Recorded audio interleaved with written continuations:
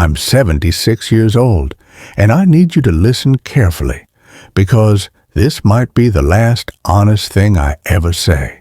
Last month, a doctor sat across from me in a quiet room that smelled like disinfectant and told me I should start putting things in order.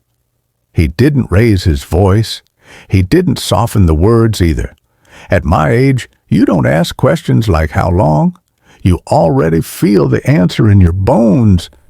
I walked out of that hospital knowing something inside me was closing. And for the first time in decades, fear followed me home. But it wasn't the fear of dying. I've lived long enough to accept that bodies wear out. What I wasn't ready for was the fear of remembering. The kind that wakes you up at 3 a.m. with your chest tight, your mouth dry, your hands shaking, not from age, but from regret. There are nights I sit on the edge of my bed, staring at the wall, realizing that the scariest moments of my life already happened, and I didn't even notice when they passed. My heart is broken, not because it stopped working, but because I broke it myself years ago. There was a woman who loved me in a way I was too proud to understand at the time. She didn't ask for perfection.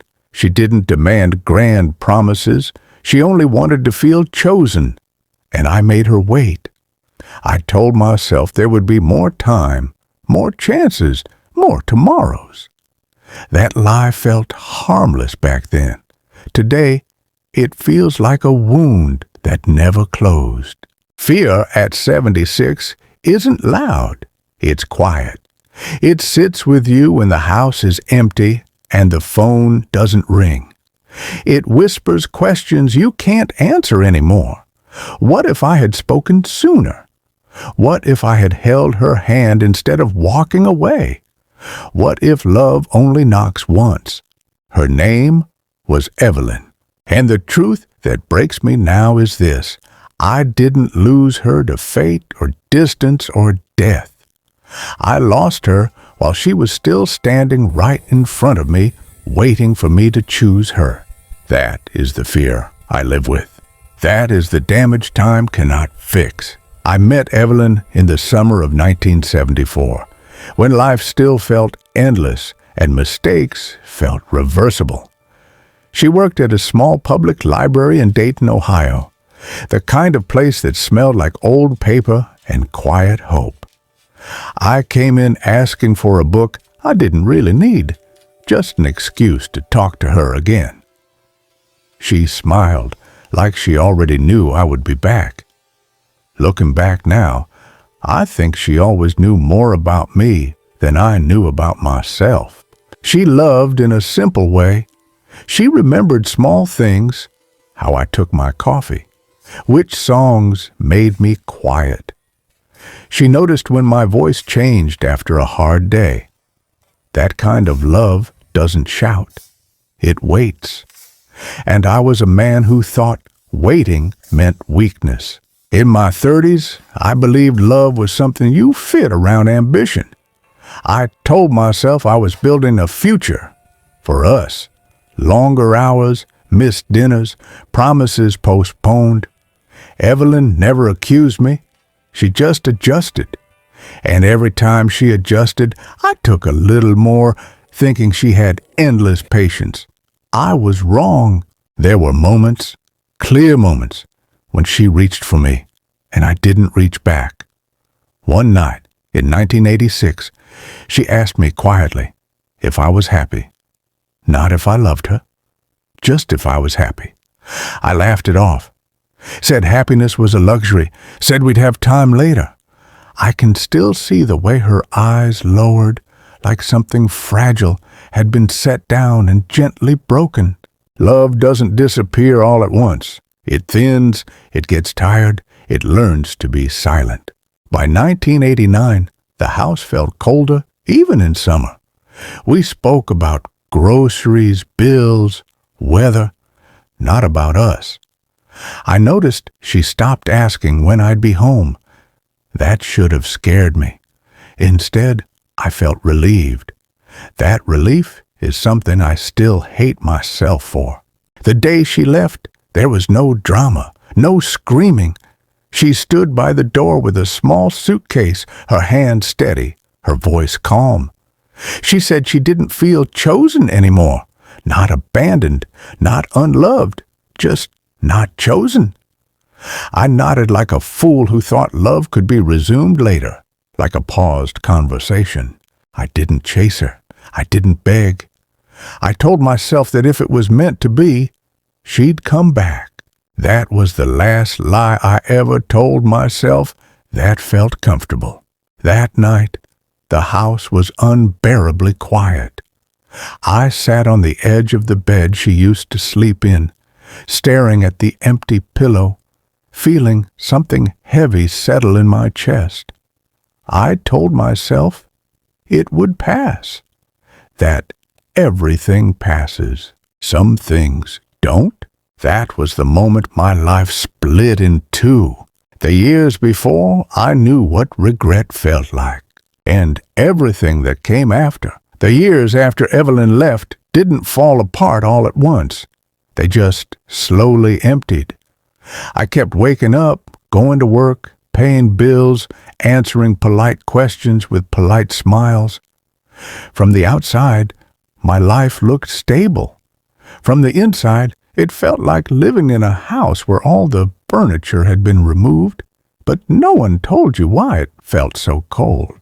I heard she married someone else in 1992. A mutual friend mentioned it casually, like sharing the weather. I nodded, wished her well, and changed the subject. That night, I sat alone in my car long after turning the engine off. I didn't cry. I just stared at the steering wheel, realizing that the door I thought would always stay unlocked had finally been closed by someone else. That was when the fear truly began. Not panic, not despair. A quiet understanding that some losses don't scream, they settle in and become part of you. Every holiday after that felt slightly off. Empty chairs started to mean more than full rooms ever did. I dated a few times, kind women, good women, but love felt like a language I had forgotten how to speak.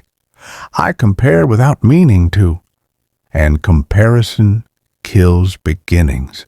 As the years passed, regret didn't fade. It sharpened. At night, memories returned uninvited. Her laugh, the way she tucked her hair behind her ear when she was nervous, the questions she stopped asking before she stopped staying. Time didn't heal those moments. It preserved them.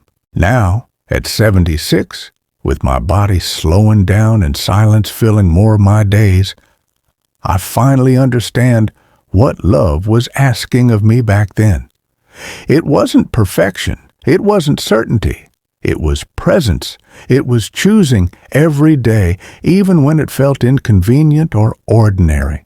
If you are listening to this, and there is someone in your life who still waits for you to show up, don't wait for a wake-up call from a doctor. Don't assume love will be patient forever. Love doesn't leave when it stops caring. It leaves when it gets tired of hoping. I don't know where Evelyn is now. I don't know if she ever thinks of me. What I do know is this. The greatest pain of my life wasn't losing her. It was realizing too late that I could have kept her. If time is still offering you a choice, take it, because one day you may sit where I am now, wishing you had chosen differently when it still mattered. There is a strange kind of honesty that comes with age. When the future gets smaller, the past grows louder. These days, memories visit me without asking. They come while I'm pouring coffee, while I'm folding laundry, while I'm sitting in a quiet room with nothing but time. And almost every memory, somehow, leads back to her. I used to believe regret was a feeling, something sharp that comes and goes. I was wrong. Regret is a companion. It grows old with you. It sits beside you in moments that should feel peaceful and reminds you of the life you didn't live fully. I have learned to live with it, but I have never learned to escape it. Sometimes I imagine what I would say to Evelyn if I ever saw her again. Not excuses, not explanations, just the truth. That I was afraid of committing fully, afraid of needing someone more than I needed my pride. I confused independence with strength and distance with control. By the time I understood the difference, she had already learned how to live without me. There are nights when I walk through my house and touch the things that remained the same after she left. The walls, the windows, the doors, and I realize that places can stay, but meaning doesn't. Love gives rooms their warmth. Without it, space becomes empty, no matter how full it looks. If you're younger and listening, please understand this. Love is not proven by intentions. It's proven by actions repeated over time, by showing up when it's boring, by listening when it's uncomfortable, by choosing someone even when no one is watching. I failed at that, and the cost followed me my entire life. My days are quieter now. I move slower. I think longer. And with every passing year, the lesson becomes clearer. Success won't hold your hand when you're old. Pride won't sit beside you when the nights get long. Only the people you loved and who loved you back have that power. I don't share this story for sympathy. I share it as a warning written in wrinkles and years. If someone in your life still waits for you, don't make them wait forever. Because time is not cruel, it is honest.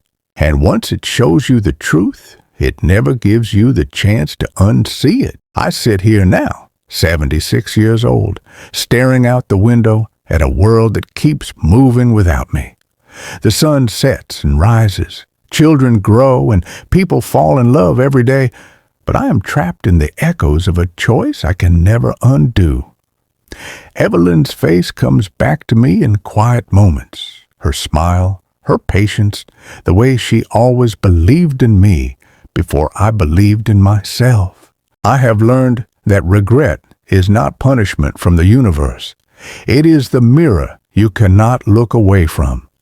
It shows you everything you ignored, everything you postponed, everything you thought would wait for another day. And the worst part is knowing that those days will never come again. If I could speak to my younger self, I would scream it. Choose love before it walks away. Do not wait for the perfect moment. Do not hide behind pride or fear. Do not convince yourself that there is always more time. Because time is the one thing that does not forgive, and love is the one thing that does not wait forever. I don't share this story for pity. I share it as a warning. If someone is still standing by your side, truly choosing you, fight for them. Fight even when it's inconvenient. Fight even when you're tired. Fight even when fear whispers that you're not enough. Because one day you may find yourself sitting alone, staring at the empty space where love once stood, and realize too late that the only person who mattered is gone. Every day since she left, I have carried a silent question. What would my life have been if I had chosen differently? And I will carry it until the day I die. But maybe, just maybe, someone listening will hear these words and act before it's too late. Choose love. Choose presence. Choose before time makes the choice for you. Because when it's gone, nothing else will ever fill that space. And that is a pain that lasts longer than life itself.